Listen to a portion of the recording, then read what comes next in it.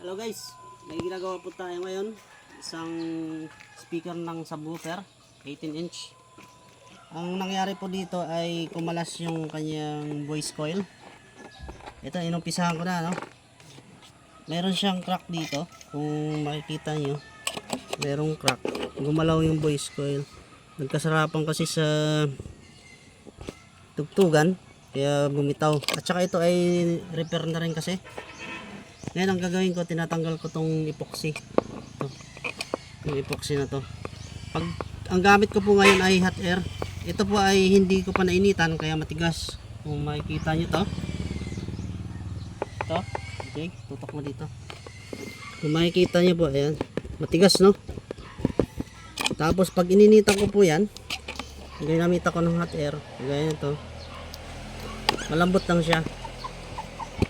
Kaya kung gusto niyo pong mapabilis yung pagtanggal nito, gamitan niyo na lang ng hot air. Okay pa naman yung voice coil nito. Naputol lang yung pinaka line niya dito sa part na to. Ayan, kasi meron ng crack dito, gumalaw. Tatanggalin ko lang to lahat kasi yung epoxy, tatanggalin ko lahat at papalitan ko ng bagong epoxy para maging okay na ulit siya. Ganun lang guys, no? Gamitan lang ng hot air. At ang gamit kong hot air ay ito. Nabili ko lang sa Lazada yan. 8586. Hindi ko alam anong. Ayan po yung kanyang specs. Tapos dalawa to. Mayroon siyang sa hot air at saka solder. Ang kagandahan nito ng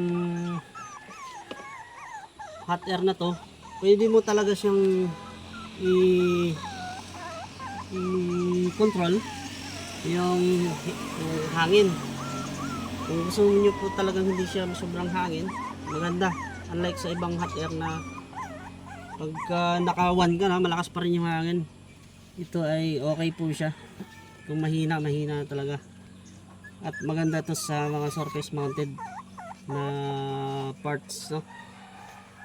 Hindi siya liparin. At saka yung heat niya, ayos na ayos. So yun lang guys, no? Sinare ko lang po sa inyo. Thank you po sa panonood.